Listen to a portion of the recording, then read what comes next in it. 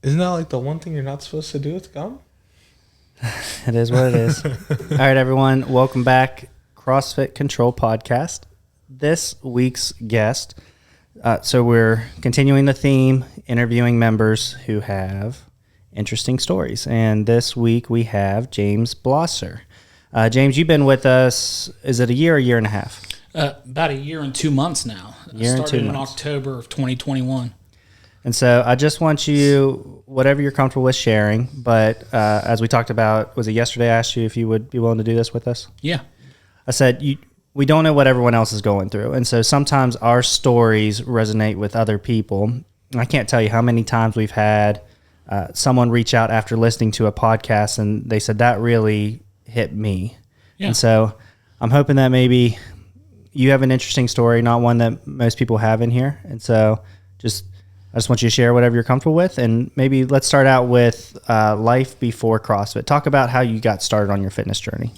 Life before CrossFit was pretty mundane, as I like to say. It was go to work, come home, just kind of stay in my own little bubble, not really socialize that much, what have you, just kind of in a state of depression, kind of just retreat to bed or whatever, and just it's kind of much where I stayed, and then I don't know if a lot of people know this, but I was married at one point. It didn't last very long. It was a part of my life I was kind of embarrassed about because I felt like I failed in that part of my life. But, I had a lot of people tell me, you got to look at it both ways. You can't love someone that's unwilling to love you. And, there were certain underlying factors there that weighed in more than what our relationship was worth. But it is what it is. And so I retracted for about 3 years. I decided just to stay to myself. And then I was probably 2020, I started socializing with more people. Just I decided I was going to start dating again. And I started dating, and I met this really nice person and thought, oh, wow, she's great. She's perfect in every way. And then within 6 months, she says, hey, if you're not going to, I wasn't legally divorced yet. I was still separated. She says, if you're not going to step up, then I don't have anything to do with you. And it's just like, that was the moment that just clicked in my head. It was like, wow, now, James, you got to change. You got to step up. If you want these things in your life, you got to change your life to make it better for you. You got to start taking care of yourself. So I can remember vividly, that was May 4th of 2021 is when she said that to me. May 11th of 2021, I tried to reconcile with her. Nothing. With the woman that you were dating? Right, the woman I was dating. Okay. Oh, backpedal a little bit. May 7th of 2021, I filed for divorce. So that started the ball rolling on that. August of last year was finalized. May 12th, I started walking every day. I said, this is what I'm going to start doing. I'm going to start walking. And it was amazing. I just started shedding the weight. Changed my diet. I smoked for over 20 years. May 31st of 2021, I smoked my last cigarette. James, how old are you? Because we didn't even cover that. I am 41 years old. 41. And so you didn't even start fitness until you were 39? Correct, yeah. And so that's something a lot of times people, we talked about it. I can't remember who we had, but we talked about how they'll have aches and pains and they'll think this is just how life is supposed to be getting older. And it's interesting to me that you came from, you didn't have a fitness background to you started with the walking. And I know you're going to get into it more of how you got into running and 5Ks and eventually found us. But that was the big one is people go through a separation, and you talked about that depression period. So were you separated for 3 years? Yeah. I'm sure the mindset piece was tough, wasn't it? Yeah. It was a lot of trying to face myself with it. Is trying to make sense of it all, and I wanted to separate myself from that part of my life because it was embarrassing and the way it happened, and it wasn't healthy. Like, I didn't want to face it anymore. I thought, well, if it was out of my mind, then it was non-existent. But unfortunately, there are pieces of paper in this world that says, hey, you're still legally bound to this person. And with that legally binding contract, it's hard for me to make other commitments to other people nature, especially with my mindset and the way I'm brought up and my way of thinking. But as you pointed out, when I started, walking, and then I started challenging myself, saying, well, I'm going to walk this many miles a day, or I think one day I did 12 miles, which I thought was great. How long did it take you to walk for 12 miles? About 4 hours. Yeah. It's a long walk. Yeah. I didn't do it all at once. I did 6 miles in the morning, and then went home for a little while, and then came back and did 6 miles in the evening. I used to, my happy place is where I started all this. Basically, the walking was more of a meditation for me. It's where I could just think and just figure things out and say, hey, James, this is the course you need to take. This is what you need to do. You need to set goals. You need to set boundaries. That was a lot of things. I didn't set goals. I didn't set dreams for myself. I did for a while, and then I was like, this is never going to happen. But if you don't set those goals, you don't set those dreams, and there's no way to hold you accountable. There's no way to measure for where you're going to be, from one day to the next. It's about being better than when you were the day before. So when you set yourself goals, do you give yourself short, medium, and long-term goals? Yes. It's at first it was long-term goals, and it was it got frustrating because they were long-term goals and it was taking long. Well, in order to get to this long-term goal, you need to set short-term goals that can get you toward that long-term goal. So can you give us an example of what for me, a short-term goal is how you approach the workout of the day. So today we're doing front squats. Do you have a goal coming into today's workout? I think my front squat, I'm looking at 145. That's going to be my PR. 135 is my current PR. So that's actually a workout that I enjoy, is front squats. Okay.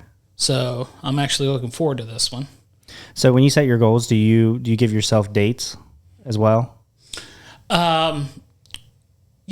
It's not a specific date. Maybe just within 2 to 3 days, within weeks, within months, whatever it is. Because I know you do a lot of races, and so I'm sure that those dates also are goals. You signed up for one when's the next one you're doing? I haven't signed up for anything yet. But What's the next one that someone just signed up for? There's a 5K coming up that...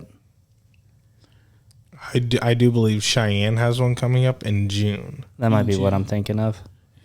So for you guys listening, James, I don't know when the last time was I actually got to coach you, because I coach all the morning classes, and then I think you've discussed it quite a bit in classes. You started out with me, and it was probably Heather and I that you saw the Heather, most. you and Heather, and then more so Heather and Matt Walker, and then I spent a lot more time with this guy right here, Matt Morales. Yep. Yeah. Can you? I don't want to step over the piece of how you got into CrossFit, because the mindset piece is such a huge part of why I wanted you to be on the podcast. I understand the depression period, and then coming out of that and finding something to give yourself some value. So I just want to let you continue to talk however you feel. Okay. But yeah, segueing into, like I said, challenging myself in new ways and walking distances. And then I see, the place I like to go, it's Veterans Park in Clarksburg. That's where I run the most. They were hosting a 5K for the YMCA. It was June 28th of 2021. That was my first 5K. And I said, well, I'm just going to show up. If I'll run as far as I can, then I'll walk or what have you. I started doing it, and all these people were there, and it's just this adrenaline, just hey, these people are participating in this. They're excited about it. And then you start into it, you start running, and you're like, man, I'm running farther than I have, because I only started running probably 2 weeks prior to that. And, I could only run maybe a quarter of a mile to half a mile before I got winded. And now I can run that thing almost 2 laps around and not even faze me, a year and a half later. But let's see. Yeah, so I started that race, and then by the end of it, they said, hey, you placed. And I'm like, what? They said, yeah, you placed. You were the second fastest in your age group a silver medal in my first race, 40 minutes and 13 seconds, and I was hooked. So then I was like, well, every month I'm going to sign up for one of these and do it just to improve on the last one. So, I did that one. And then, let me see, July of 2021, I did one here in Fairmont. It was called Run to Read. It was basically all around downtown Fairmont. That was a hard race. That was hot that day. I shaved 2 minutes off my time. Let me see. Then the third race was, it was a virtual race. So basically I ran it in my own time, posted my time. I think I finished that one in 35 minutes, and I ran it at the park where I started. I started progressing, just getting better. But each race I posted a better and better time. Last year I ran 5 races total. The last one I ran last year was a turkey trot in Morgantown. I posted my best time. That's my PR since then. I haven't been able to beat it. 29 minutes and 23 seconds. But backtracking a little bit, while I was running and trying to get more fit, a very important part of this I haven't mentioned yet was my friend Courtney Morse. She kind of embraced my whole changing of my life, trying to get physically fit. We were friends at work. We worked very well together. I had this teammate mentality where, whatever she was doing, if she couldn't complete it, I could pick up on, and vice versa. We had this work ethic and this mentality where we worked together. We were just a really good team together. And so she ended up running a couple races with me. She's September. It was last week of September. She says, "Hey, you need to come work out with me." I says, and she's like super fit, and I'm like, "Yeah, you're a workout beast, I hear Matt Walker beat her at that last 5K. Maybe she listens. No comment. I don't want to go there. I don't want to stir the pot, but I'll stir it. Turns out if you just show up and you do the hour-a-day workouts, it's better than trying to do all the extra stuff. But that's another conversation. But you came to Bring a Friend Week with her, right? That was the last week of September. I came in and we did the workout, and I remember vividly it was a run, it was deadlifts and sit-ups, and I'm like, it was like 400 meters, and then I think 25 sit-ups, and then 10 or 15 deadlifts. I'm like, oh, I got this. This is perfect. And I walk in, I was like, oh, well, this is for 3 rounds. And I'm like, oh, so that's how this works. And then I was at a point in my life where I was just saying yes to everything, just challenging myself. I'm like, yes, let's do this. And I walked in, I'm like, maybe I need to do this. I think this is what I need. And then I remember talking to you after the workout, Devin, and you saying, hey, is this something you'd be interested in? This is what I can offer you. This is what we can do for you. And I was like, yeah, let's give it a shot. Let's do it. And here I am, a year and a half later. I've renewed for another 6 months. When did you do was this past Festivus that you did with Courtney, was that your first competition? That was my first Festivus, yeah. Of course, I did the Open last year. Okay. And then that was first, I guess, just like an open competition, I guess, yeah, that was my first one. Yeah, for you guys listening, the Open it's a 3-week competition held by CrossFit HQ, and they release workout every week. CrossFit affiliates across the world get to do them at their local gyms, and it's a lot of fun. It's a good way to push yourself too. But you've been here for over a year at this point. We lost you for a couple months, right? Yeah. And we didn't actually lose you. You said you were doing the workouts at home. Mm-hmm. But how much did Matt Walker and I bug you while you were not here? You guys didn't bug me. I want to address that. I mean, you guys weren't bugging me. You were checking on me. Hey, how are you doing, James? Is there anything we can do for you? Is there anything, can you reach out or just let us know how you're doing? And, I did. And I'm like, yeah, I'm just going through some stuff right now. I'll just let you know. And, here I am now. I mean, prior to this, prior to my break, I was coming 3 to 4 days a week. Now I'm coming 4 to 5 days a week. And it's something, us coaches, when we have our meetings, we talk about this stuff. what we do here that is different than like a Planet Fitness or a Giant Gym is I know you are James Blosser. You're not a number on my spreadsheet that I collect $1 from every month. I know you personally, and I know your story, and I know I want to help you. And so that reaching out piece is because we actually really like you. We want you to be here because you're a good part of this gym. You're a great guy to have around. And it's hard when we have members who we believe are going to be lifetimers and something happens and either they're out for a couple months or they get sick or injured. That kind of stuff does happen. But no, I'm glad that you didn't feel like we were bugging you, because I've had it in the past where I just continue to reach out until they yell at me and tell me to go away. But it's, Scott talked about it on his podcast. I wouldn't quit calling that guy until the point where I made him promise that he was going to show up on a Saturday, and now look at where the Rileys are. And I think about that stuff quite a bit, and that's something that drives me to continue to reach out to people, is because I see that story and I see your story. And what if Matt and I didn't reach out to you? What do you think do you think you would have returned, or do you think you might have just let it go? Well, if you didn't reach out, you and Matt didn't reach out, it shows me you don't care. So why should I care if you don't care? Right. It's a two-way street, and that's why I love being part of this community, part of this gym, because I do feel part of it, and I do feel that everyone here cares about my health and my well-being and getting better.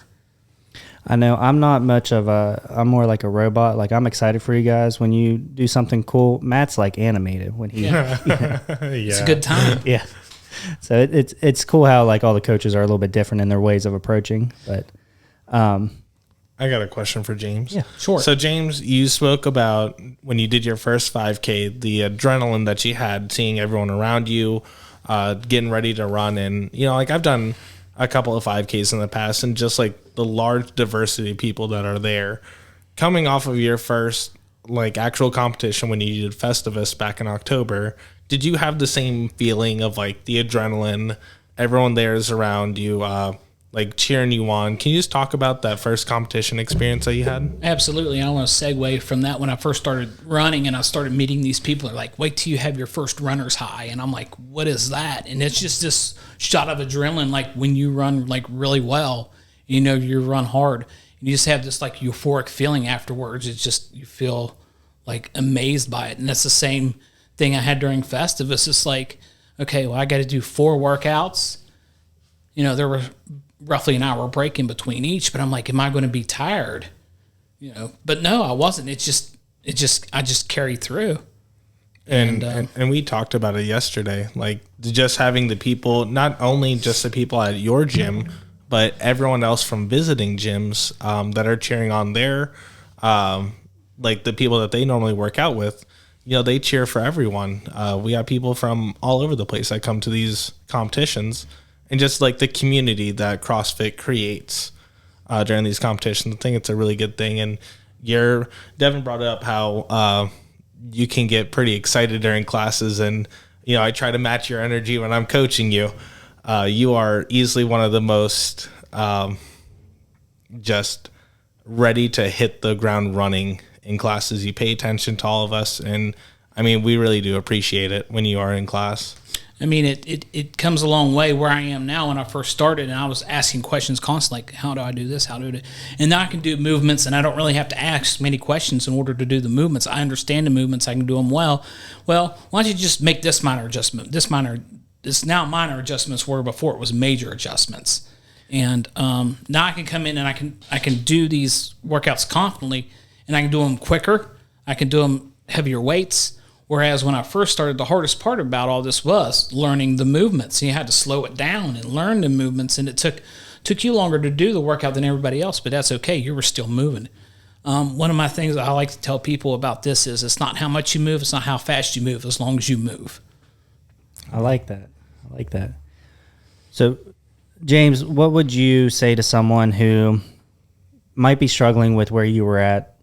They're going through the same thing you were going through 2 years ago. What would you tell them? I would say don't lose face. Don't lose sight of where you're going or where you want to be. Just because I have a lot of people that ask me, what if you started this 20 years ago? What if you started this when you were a teenager? I don't know. What if I would have? I wouldn't be doing it now, I'll tell you that. Or I wouldn't have the same benefit from it as I have now. I needed this right now in my life. This is where I am. So this is where I want to be. So no matter where you are in your life, whatever you're struggling with, eventually you'll find what you need in your life. I like it. That was well said. You guys got class in about 5 minutes. I really appreciate you sitting down with us and talking about your journey. So awesome. It was Thanks, a good time. James.